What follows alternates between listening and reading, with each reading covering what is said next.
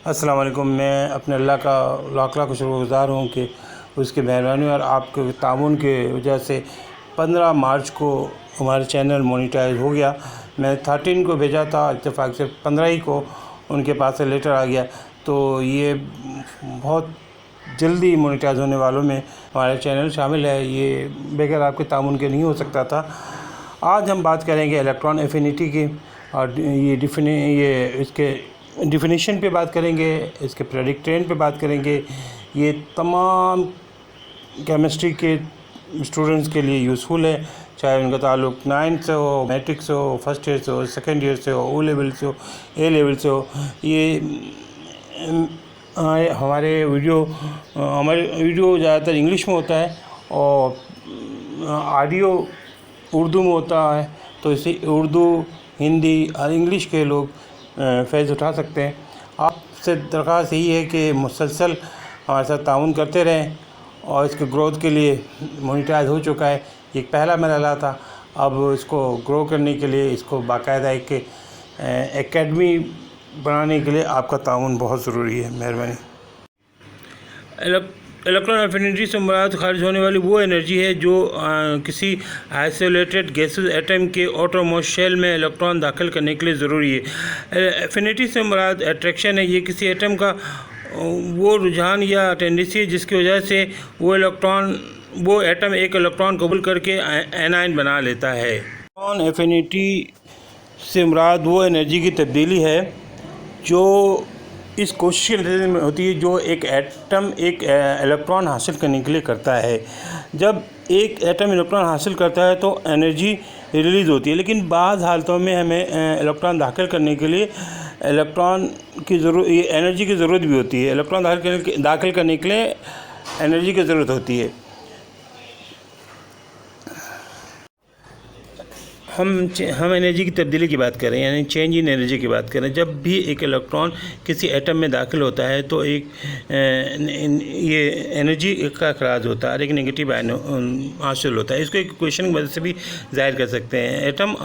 Atom plus electron equal to negative ion, यानी कि atom और इलेक्ट्रॉन जब भी मिलते हैं तो एक नेगेटिव आयन बनता है। इक्वेशन से ये बात वाज़ह है कि इलेक्ट्रॉन एफिनिटी से मुराद नेगेटिव चेंज इन एनर्जी है, यानी इलेक्ट्रॉन एफिनिटी का मतलब है एनर्जी का अखराज, एटम में से एनर्जी का अखराज। इलेक्ट्रॉन एफिनिटी अमन ये नेगेटिव होती है। यहाँ एनर्जी चेंज इलेक्ट्रॉन के गेन से एसोसिएट है। याद रखने की बात यह है कि इलेक्ट्रॉन एफिनिटी के डिफिनेशन के मुताबिक इलेक्ट्रॉन एफिनिटी से मुराद रिलीज़ ऑफ एनर्जी है। इसका मतलब ये है ये एक्सोथर्मिक है। अगर एक्सोथर्मिक हो तो चेंज इन एनर्जी नेगेटिव होगी और इलेक्ट्रॉन एफिनिटी पॉजिटिव होगा, लेकिन हर हालत में ऐसा नहीं होता। बाद हालत में हमें अगर एटम के साइज़ के मुताबिक या बाद अगर एटम छोटे हों तो या कोई और भी बाद वजूहात की वजह से हमें इलेक्ट्रॉन दाखिल करने के लिए एनर्जी की ज़रूरत भी होती है। इलेक्ट्रॉन एफिनिटी से मुराद एनर्जी की तब्दीली है जो गैसेस एटम में एक इलेक्ट्रॉन दाखिल करने की वजह से होता है। जब हम ग्रुप में ऊपर से नीचे आते हैं तो इलेक्ट्रॉन एफिनिटी में कमी आती है। इसी तरह जब हम पीरियड में लेफ़्ट टू राइट जाते हैं तो इलेक्ट्रॉन एफिनिटी में इजाफा होता है। पीरियड में इलेक्ट्रॉन एफिनिटी का यह है कि जब लेफ़्ट टू राइट जाएंगे तो इसमें इंक्रीज़ होता है और ग्रुप में टॉप टू बॉटम इसमें कमी होती है। इस तरह डायगोनली तौर पे भी आप देख सकते हैं।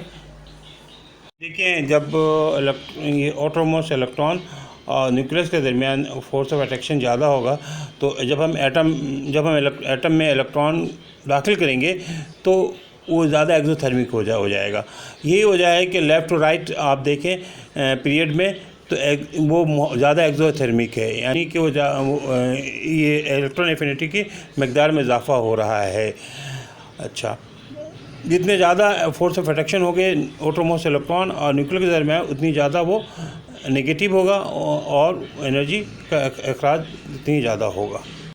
एनर्जी की तब्दीली उस वक्त वाक़ होती है जब एक एटम एक इलेक्ट्रॉन को एक्सेप्ट करता है। हेलोजन में इलेक्ट्रॉन एफिनिटी सबसे ज़्यादा होती है और मेटल की इलेक्ट्रॉन एफिनिटी कम होती है। अच्छा, इलेक्ट्रॉन एफिनिटी पीरियड में लेफ़्ट टू राइट इंक्रीज़ करता है और ग्रुप में ऊपर से नीचे इलेक्ट्रॉन एफिनिटी में कमी आके होती है।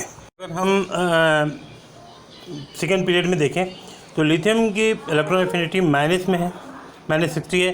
फिर बेरिलियम में पॉजिटिव हो गया। इसकी वजह है कि बेरिलियम का शेल जो होता है 2s2 वो मुकम्मल फिल होता है। तो 2s2 मुकम्मल फिल होने की वजह से मज़ीद एक इलेक्ट्रॉन दाखिल करना बहुत मुश्किल होता है और 2s2 की वजह से बेरिलियम स्टेबल हो जाता है। उसके बाद हम अगर बोरॉन पे आए तो -27 है। ये इलेक्ट्रॉन एफिनिटी कुछ कमी हुई है। इसके साइज़ की वजह होती है, इस बोरॉन छोटे साइज़ का होता है। अच्छा, उसके बाद अगर हम कार्बन पे आए देखें इलेक्ट्रॉन एफिनिटी काफ़ी ज़्यादा है। उसकी वजह यह है कि 1:2p2, तो 2p में एक अगर इलेक्ट्रॉन जा रहा है तो वो स्टेबल हो जा रहा है। जब स्टेबल हो जाए तो उसमें से एनर्जी ज़्यादा खारिज हो रही है और ये कार्बन एक इलेक्ट्रॉन को बहुत आसानी के साथ एक्सेप्ट करता है और ज़्यादा एनर्जी खारिज करके स्टेबल फॉर्म में आ जाता है। अगर हम उसके बाद हम इस पे आए बोरॉन, ये नाइट्रोजन पे है, तो नाइट्रोजन को हम देख रहे हैं कि नाइट्रोजन में देखिए 1s2, 2s2, 2p3, तो 2s2 भी फिल है और 2p3 हाफ फिल है। जब हाफ फिल होने की वजह से p हाफ फिल है और s जो है फुल फिल है, तो ये स्टेबल कंडीशन है। मज़ीद एक इलेक्ट्रॉन का दाखिल करने के हमें एनर्जी देनी होगी। ऑक्सीजन में जो कार्बन से भी ज़्यादा है, एक्सोथर्मिक है, ये बहुत ज़्यादा एनर्जी खारिज करता है और फ्लोरीन से भी ज़्यादा खारिज करता है और नियॉन में ज़ाहिर है बहुत मुश्किल होता है, तो इसकी वो कॉन्शियली स्टेबल होता है। देखिए, आयनेशन एनर्जी में तो हर हाल में एनर्जी की ज़रूरत होती है, लेकिन इलेक्ट्रॉन एफिनिटी में ऐसा नहीं है। बाज़ औक़ात एनर्जी खारिज होती है, बाज़ औक़ात एनर्जी की ज़रूरत होती है। बाज़ औक़ात एक्सोथर्मिक होता है, बाज़ औक़ात एंडोथर्मिक होता है। इसको समझने के लिए देखिए, अगर पहले से ही वो हाफ शेल जो है उसका हाफ सब सेल जो है वो हाफ फिल या फुल फिल है तो आपको एनर्जी सप्लाई देनी पड़ेगी, you have to provide energy. लेकिन अगर आपकी वजह से ये सब सेल जो है इलेक्ट्रॉन दाखिल करने की वजह से सब सेल फुल फिल या हाफ फिल हो रहा है तो वो एनर्जी का अखराज होगा, क्योंकि स्टेबिलिटी आ रही है तो वो स्टेबिलिटी आएगी तो एनर्जी का अखराज होता है। जितनी कम एनर्जी होगी उतनी ज़्यादा सेल स्टेबल होगा। अच्छा, अब हम हाइड्रोजन को देखते 1s1, तो अगर एक इलेक्ट्रॉन दाखिल होता है 1s2, यानी सेल की कैपेसिटी पूरी हो गई, तो ये एक्सोथर्मिक होगा कि एनर्जी खुद अखराज करेगा। स्टेबिलिटी की तरफ जा रहा है, स्टेबिलिटी की तरफ जाने वाला एटम इलेक्ट्रॉनों का अखराज करता है। हीलियम को देख लीजिए, हीलियम में 1s2 है, तो अब तो ये पहले स्टेबल है, तो आपको इसमें इलेक्ट्रॉन दाखिल करने के लिए इसके स्टेबिलिटी को ख़त्म के ख़िलाफ़ आपको काम करना पड़ रहा है, तो आपको एनर्जी देनी पड़ेगी। इसी तरह लिथियम में 2s1 है, तो इसमें से देखिए एक इलेक्ट्रॉन दाखिल करेंगे तो 2s2 हो जाएगा, तो ये एस सेल फुल फिल हो रहा है, तो आपको एनर्जी हासिल होगी, तो आप स्टेबिलिटी ला रहे हैं। अच्छा, बेरिलियम पे देख लें, बेरिलियम पे 2s2 है, तो आप एक इलेक्ट्रॉन दाखिल करेंगे 2s2 2p1 हो जाएगा। तो ये स्टेबिलिटी बेरिलियम में स्टेबिलिटी ख़त्म कर रहे हैं आप, स्टेबिलिटी ख़त्म कर रहे हैं, तो आपको एंडोथर्मिक देने, आपको ये एंडोथर्मिक होगा, आपको एनर्जी देनी पड़ेगी। अच्छा, उसके बाद है बोरॉन में इलेक्ट्रॉन दाखिल करेंगे तो 2s2 2p2 हो जाएगा, तो इसमें भी ये जहाँ पहले भी स्टेबल नहीं था तो ये एनर्जी का अखराज करेगा। अच्छा, कार्बन को देखें, कार्बन की सबसे अच्छी मिसाल है, तो पहले 2s2 है और एक इलेक्ट्रॉन दाखिल होने का 2p3 हो जाएगा, तो s फुल फिल है और p हाफ फिल हो जाएगा, तो स्टेबिलिटी आएगी, तो इसमें बहुत ज़्यादा एनर्जी खारिज होती है। उसके बाद हम आते हैं नाइट्रोजन में, तो नाइट्रोजन में जो देखिए 2s2 2p3, s full fill है, p हाफ फिल है, तो स्टेबल पहले स्टेबल है, तो आपको इलेक्ट्रॉन दाखिल करने के लिए एनर्जी की ज़रूरत पड़ेगी, एंडोथर्मिक। यहाँ इलेक्ट्रॉन एफिनिटी एंडोथर्मिक होगा। फिर ऑक्सीजन में देखिए, ऑक्सीजन में भी पहले भी स्टेबल नहीं है, 2s2 तो ठीक है, लेकिन 2p4 है, तो ना हाफ फिल है ना फुल फिल है, तो ये एक्सोथर्मिक हो गया। यहाँ इलेक्ट्रॉन दाखिल करना आसान है और ये खुद एनर्जी आपको प्रोवाइड करेगा, एनर्जी खारिज होगी। अच्छा, फ्लोरीन में देखिए, फ्लोरीन में अगर एक इलेक्ट्रॉन दाखिल करते हैं तो 2s2 तो है ही है फुलफिल, और 2p भी जो है 2p6 हो जाएगा, जो कि वो भी फुलफिल हो जाएगा, s भी फुलफिल हो जाएगा, हाँ p भी फुलफिल हो जाएगा। उसके मुकम्मल ऑटोमोस्ट शेल पे 8 इलेक्ट्रॉन हो जाएंगे। तो जब 8 इलेक्ट्रॉन हो जाएंगे तो ये बहुत ज़्यादा एनर्जी खारिज करती है। ये हो जाए कि हेलोजन बहुत ज़्यादा इलेक्ट्रॉन एफिनिटी रखते हैं, बहुत ज़्यादा इलेक्ट्रॉन एफिनिटी, उनकी इलेक्ट्रॉन एफिनिटी बहुत ज़्यादा होती है, बहुत ज़्यादा एनर्जी खारिज करते हैं। ऐसे इसी तरह नियोन ज़ाहिर है 2s2 2p6 है, तो पहले ही स्टेबल है। अगर इसको आप इलेक्ट्रॉन हल करने से बहुत ज़्यादा मुश्किल होगा, बहुत ज़्यादा एनर्जी की ज़रूरत होगी।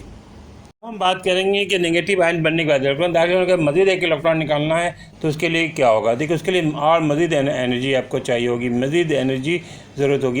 ये सब ये एंडोथर्मिक होंगे। नाइट्रोजन पहले हाफ फिल था, 2s2 2p3 था, तो एक इलेक्ट्रॉन निकाल लिया, उसके लिए एनर्जी चाहिए। मज़ीद एक इलेक्ट्रॉन निकालने के लिए और ज़्यादा एनर्जी चाहिए। और ये जब तीसरा इलेक्ट्रॉन है तो और भी ज़्यादा एनर्जी चाहिए। इससे ऑक्सीजन में भी यही सूरत हाल है। फास्फोरस में जब एक इलेक्ट्रॉन निकालेंगे, दूसरा इलेक्ट्रॉन निकालेंगे तो आपको मज़ीद एनर्जी चाहिए। तो फर्स्ट इलेक्ट्रॉन एफिनिटी के मुकाबले में सेकेंड इलेक्ट्रॉन एफिनिटी हमेशा ज़्यादा होता है। देखिए, ऑटोमोस्ट इलेक्ट्रॉन जितना ज़्यादा न्यूक्लियस से करीब होगा उतना ज़्यादा अट्रैक्शन होगी, इसलिए इसमें से इलेक्ट्रॉन जब भी आप दाखिल करेंगे तो इसकी इलेक्ट्रॉन एफिनिटी ज़्यादा होगी। अच्छा, इलेक्ट्रॉन एफिनिटी ये शो करती है कि इसमें इस एटम के लिए इलेक्ट्रॉन हासिल करने की क्या एबिलिटी है। इसके किसी एटम की एबिलिटी को ज़ाहिर करता है इलेक्ट्रॉन एफिनिटी को, उसकी इलेक्ट्रॉन एक्सेप्ट करने की एबिलिटी को ज़ाहिर करता है इलेक्ट्रॉन एफिनिटी। अच्छा, ग्रुप 7 के यानी हेलोजन के इलेक्ट्रॉन एफिनिटी बहुत ज़्यादा होती है, क्योंकि इनका ऑटोमोस्ट में 7 इलेक्ट्रॉन होते हैं। एक इलेक्ट्रॉन मिलने से ऑक्टेट कंप्लीट हो जाता है। तो इनके इलेक्ट्रॉन एफिनिटी बहुत ज़्यादा एनर्जी खारिज करते हैं और स्टेबिलिटी हासिल करते हैं एक इलेक्ट्रॉन लेकर के।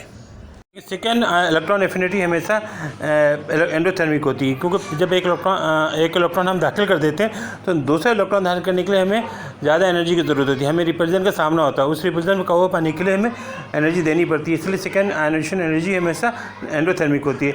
इसी तरह हम एक और पॉइंट पे गौर करें कि फ्लोरीन के आयनेशन एनर्जी क्लोरीन के मुकाबले में कम है। वजह यह है कि इसमें जो है छोटे साइज होने के वजह से इसमें इसकी इलेक्ट्रॉन एफिनिटी ज़्यादा होनी चाहिए, लेकिन कम है। वजह यह है कि यहाँ से कुछ कंडीशन ज़रा मुख्तलिफ है कि यहाँ भी इलेक्ट्रॉन रिपल्जन का सामना करना पड़ता है। साइज़ छोटा होने की वजह से जो इलेक्ट्रॉन ऑटोमोबाइल 7 इलेक्ट्रॉन मौजूद हैं, उन्हें आने वाले इलेक्ट्रॉन को रिपल करते हैं, इसलिए थोड़ा सा रिपल्जन का सामना होता है। इसकी भी इलेक्ट्रॉन एफिनिटी काफ़ी ज़्यादा है, लेकिन हम कंपेयर करें क्लोरीन को और फ्लोरीन को, तो क्लोरीन के मुकाबले में यहाँ फ्लोरीन में कुछ रिपल्जन होता है, लेकिन क्लोरीन में क्योंकि बड़ा एटम है तो उसमें इलेक्ट्रॉन को अकोमोडेट करने के लिए ज़्यादा गुंजाइश मौजूद है, तो वहाँ पर रिपल्जन फ्लोरीन के मुकाबले में कम होता है। तो इलेक्ट्रॉन रिपल्जन कम होने की वजह से क्लोरीन की इलेक्ट्रॉन एफिनिटी ज़्यादा है एज़ कम्पेयर टू फ्लोरीन के, यानी वो ज़्यादा एनर्जी खारिज करता है। ये एक्सोथर्मिक है, वो ज़्यादा एनर्जी खारिज करता है, और फ्लोरीन इतना ज़्यादा एनर्जी नहीं खारिज कर सकता है, क्योंकि उससे कुछ साइज छोटे होने की वजह से इलेक्ट्रॉन का रिपल्जन का सामना करता है। दोनों के ऑटोमोबाइल में 7 इलेक्ट्रॉन होते हैं।